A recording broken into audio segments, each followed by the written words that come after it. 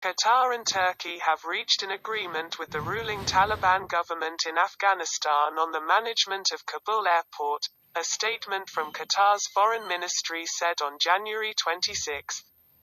4 days later, on the 31st of January, Qatar announced that it had signed a memorandum of understanding with the Taliban government to relaunch a new Qatar Airways chartered flight for those wishing to leave Afghanistan.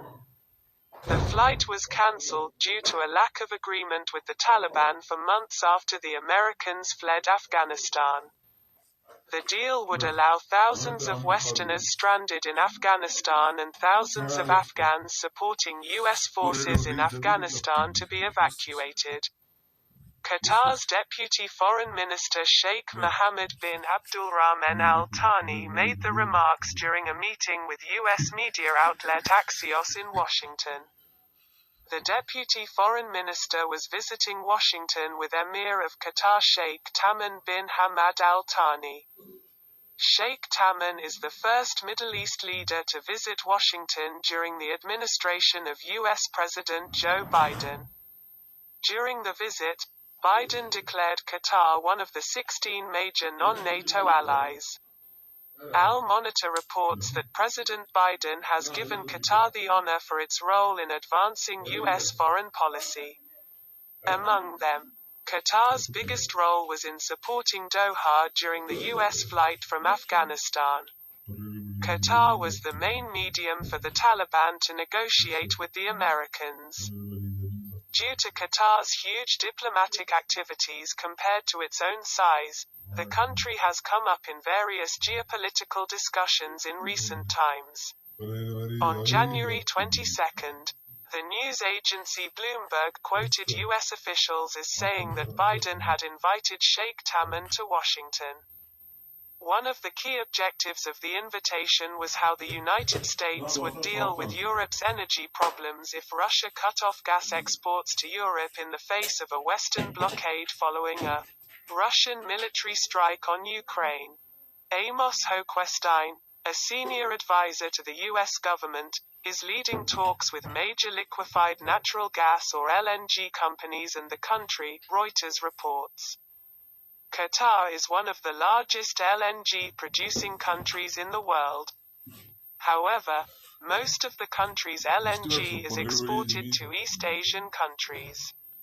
EU countries, on the other hand, depend on Russia for 40% of their gas supplies.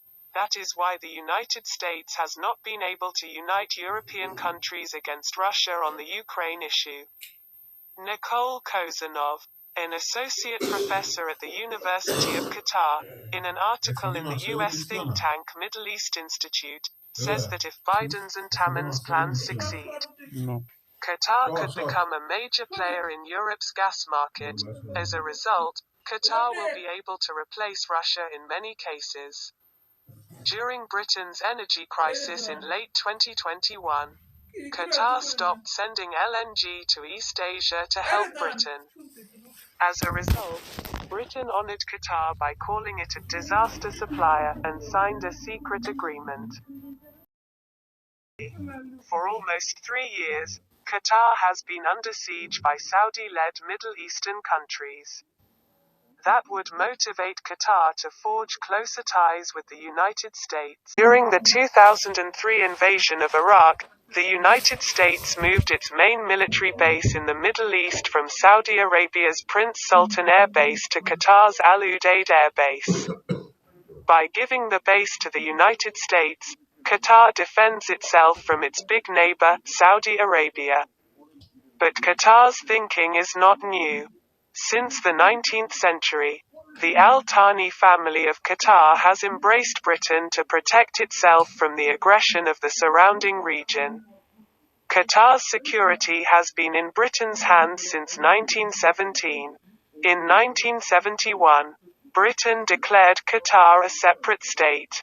Since then, Qatar has relied heavily on Britain and the United States to ensure its own security. For Qatar, which has a population of only 3 million, ensuring their own security is an unrealistic idea. Qatar relies heavily on foreigners for military and government jobs. The country employs a huge foreign workforce of 2.3 million people, who have made the country's citizens a minority. An analysis by the British think tank Chatham House states that Qatar has prioritized its diplomatic activities by capitalizing on the realities of overcoming its own insecurity. So that Qatar is very important to the West. That is why Qatar has acted as a mediator in various conflicts in the Middle East and Africa. Many believe that Qatar has supported the militant group in various places to ensure its security.